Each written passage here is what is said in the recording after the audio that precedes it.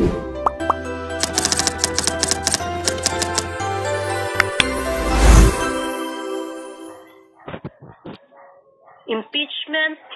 Power, and Truth.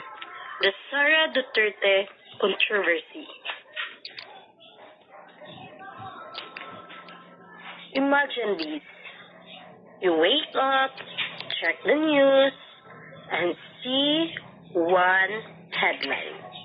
The Vice President is being impeached.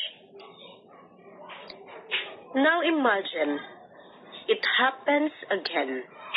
Not once, but twice. What would you think? Is she guilty? Is this justice? Or is this politics? Today, I invite you to look beyond the headlines and understand the story behind the impeachment of Sara Duterte. Before anything else, let's clarify what is impeachment. Impeachment is not just a political issue. It is a constitutional process. It exists for one reason, which is to make sure that even the most powerful leaders can be held accountable. Because in a democracy, no one should be above the law. Fast forward to the first impeachment. In 2025, Sara Duterte was impeached by the House of Representatives. People expected answers.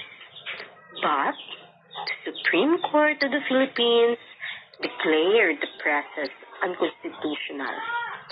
Not because the accusations were false, but because the process itself was flawed. And just like that, boom, the case stopped. Year passed by. In 2026, after the legal restriction expired, new impeachment complaints were filed again. This time, the issue became stronger, with more focus on accountability and transparency. At the center of everything is public trust. There are allegations involving misuse of confidential funds, unclear financial transactions, and lack of transparency. And this leads to one simple question.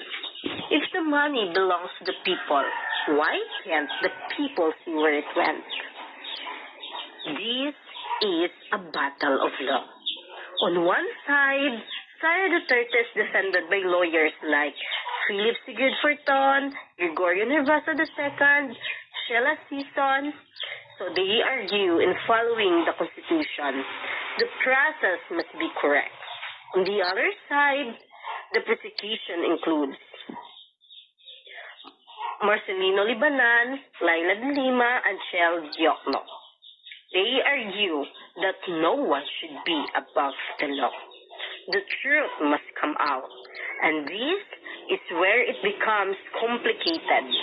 Impeachment is about law, but it often becomes political. So we ask, is this justice or is this power? Now, here's the part many people don't fully understand. What is the result of impeachment? If the case moves forward, it goes to Senate for trial, and there are only two possible outcomes. First, conviction. If found guilty, the official is removed from the position and may be disqualified from holding public office again. Second, acquittal.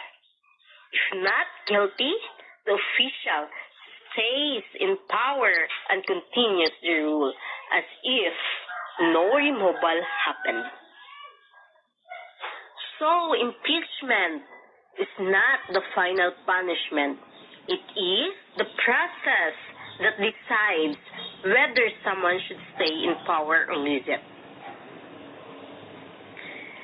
This issue is not just about Sara Duterte.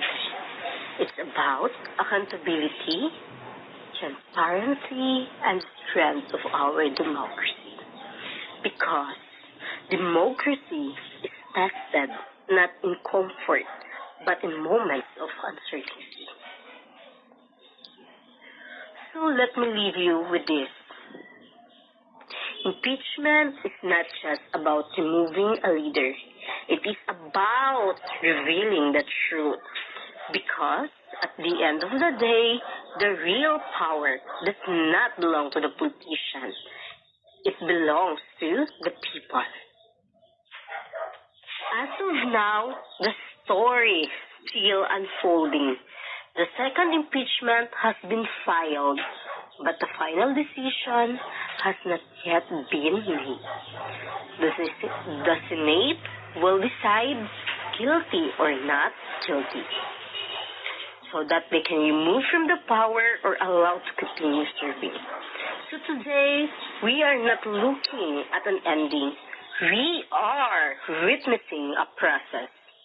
So the question is no longer, will she impeach? The real question is, will be the truth be enough